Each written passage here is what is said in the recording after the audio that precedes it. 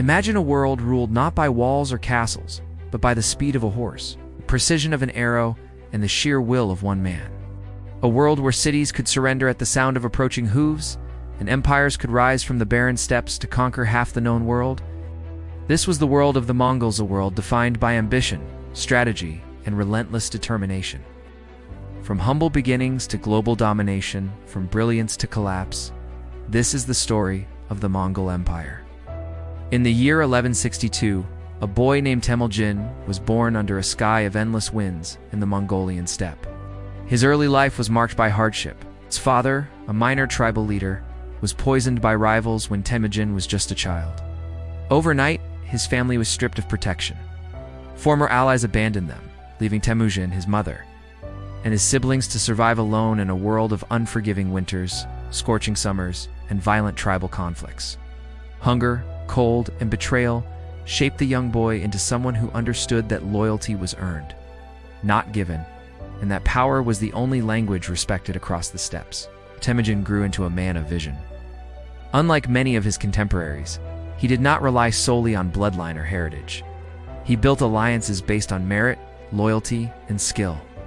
Those who demonstrated courage, intelligence, and loyalty were rewarded with positions of authority, while betrayal was punished without hesitation. Over time, he united rival tribes, slowly consolidating power through a combination of diplomacy, strategic marriages, and battlefield victories. By 1206, Temujin had accomplished what no Mongol leader before him had managed.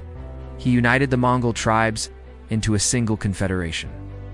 At a grand assembly, he was declared Genghis Khan, the universal ruler. The rise of the Mongol Empire had begun. Genghis Khan's genius was not in mere brute force, but in strategy, organization, and innovation. The Mongol army was unlike any force the world had seen.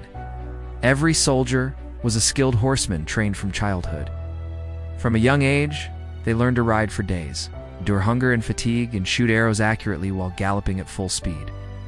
Discipline and communication were the backbone of the army. Units were organized into tens, hundreds, thousands, and tens of thousands, allowing the Mongols to respond swiftly to changing battle conditions. Speed and mobility became their ultimate weapons. Unlike traditional armies, the Mongols could strike suddenly, vanish, and reappear elsewhere before enemies could respond. Psychological warfare enhanced their reputation. Cities that resisted were obliterated, leaving nothing but ashes and fear. Those that surrendered were often spared and integrated into the empire. This dual approach of terror and pragmatism made Genghis Khan both feared and respected across Asia. The first major campaigns targeted the powerful kingdoms of northern China. Despite well-defended cities, formidable walls, and massive armies, the Mongols' innovative siege techniques, adaptability, and relentless persistence allowed them to conquer city after city. Following the conquest of China, their attention turned westward to the Khwarezmian Empire in Persia. When its rulers killed Mongol envoys, Genghis Khan responded with devastating force. Entire cities were destroyed, millions perished, and survivors fled in terror. The message was clear: defiance meant annihilation. By the time of Genghis Khan's death in 1227, the Mongols controlled a vast stretch of land from the Pacific Ocean to the Caspian Sea, but the empire was more than conquest. Genghis Khan established a code of law known as the Yasa, which maintained order, promoted discipline, and emphasized meritocracy. Religious tolerance was encouraged, allowing Muslims, Christians, Buddhists, and others to coexist under Mongol rule. This combination of ruthless conquest and pragmatic governance laid the foundation for the empire's incredible expansion. Trade and communication flourished under Mongol oversight. The Silk Road, long plagued by bandits and instability, became safer than ever. Goods, ideas, inventions, and even technologies moved across continents at unprecedented speed. The Mongol Peace, or Pax Mongolica, enabled cultural and economic exchanges that reshaped the medieval world. The empire connected Europe and Asia in ways that would influence commerce, diplomacy, and warfare for centuries. After Genghis Khan's death, his sons and grandsons continued his campaigns.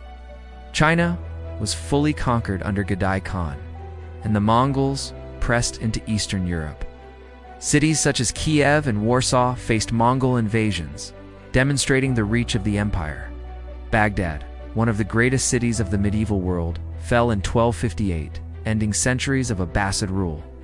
At its peak, the Mongol Empire controlled a quarter of the world's landmass, ruling over millions of people of different cultures, languages, and religions. Yet, even as the empire expanded, the seeds of its decline were planted. The very qualities that fueled the Mongol rise: speed, aggression, and ambition made governing such a vast territory increasingly difficult. After Genghis Khan, succession disputes became frequent. The empire was divided into 4 major khanates, each ruled by different branches of the family. Unity weakened, and communication challenges made coordinated governance nearly impossible. Overextension brought logistical and administrative difficulties. Local rulers began asserting independence, and internal conflicts grew. The Mongols, who had once been united by a shared vision, were now fragmented by ambition, rivalry, and cultural assimilation. Disease further destabilized the empire. The Black Death traveled along the very trade routes the Mongols had protected, killing millions and disrupting economies. The empire, once a well-oiled machine of conquest and governance, faced pressures it could not withstand. In China, the Ming dynasty rose and reclaimed territory lost to the Mongols. In the Middle East, new powers supplanted Mongol control, and in Eastern Europe, the Golden Horde fractured. By the late 1300s, the Mongol Empire as a unified entity had disappeared. What remained were successor states, legacies and trade networks, and cultural influences that shaped societies across Asia and Europe. The Mongols had fallen, but their impact endured. Despite its collapse, the Mongol Empire left an indelible mark on history. It transformed warfare, introducing tactics of mobility, coordination, and psychological strategy that would influence armies for centuries. It connected civilizations, facilitating the exchange of goods, ideas, and technologies. It reshaped political boundaries, trade routes, and even cultural identities. History serves as a powerful reminder. Even the mightiest empires are vulnerable to internal divisions, environmental pressures, and unforeseen challenges. The Mongol Empire's story is one of extremes: extreme ambition, extreme conquest, and extreme influence. It teaches lessons about leadership, strategy, and the fragility of power. Speed and aggression can build empires, but sustainability, unity, and governance determine whether they endure. The Mongols rose faster than any empire before them, and their fall reminds us that no empire, however vast, is immune to the forces of time and circumstance. From the rise of a young boy on the harsh Mongolian steppes to the conquest of cities and nations across continents, the Mongols redefined what it meant to build an empire. They ruled through fear, but also through respect, organization, and innovation. They connected distant lands, fostered trade, and created a legacy that would influence the world long after their political power ended.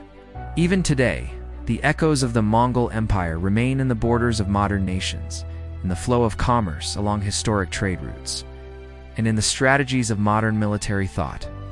The story of the Mongols reminds us that ambition without foresight may conquer lands, but only vision, unity, and adaptability can preserve them. As we reflect on the rise and fall of the Mongol Empire, we are reminded of the dual nature of power. Ambition can create greatness, but unchecked ambition can sow the seeds of destruction. Leadership can unite and inspire, but mismanagement can fracture even the strongest of empires. The Mongols rose to the heights of the world and fell, leaving a legacy both terrifying and transformative.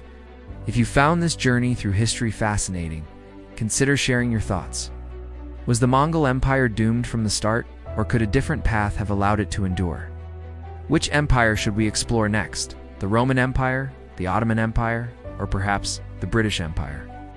History is filled with lessons, and the stories of empires continue to shape our understanding of leadership, ambition, and the forces that define human civilization.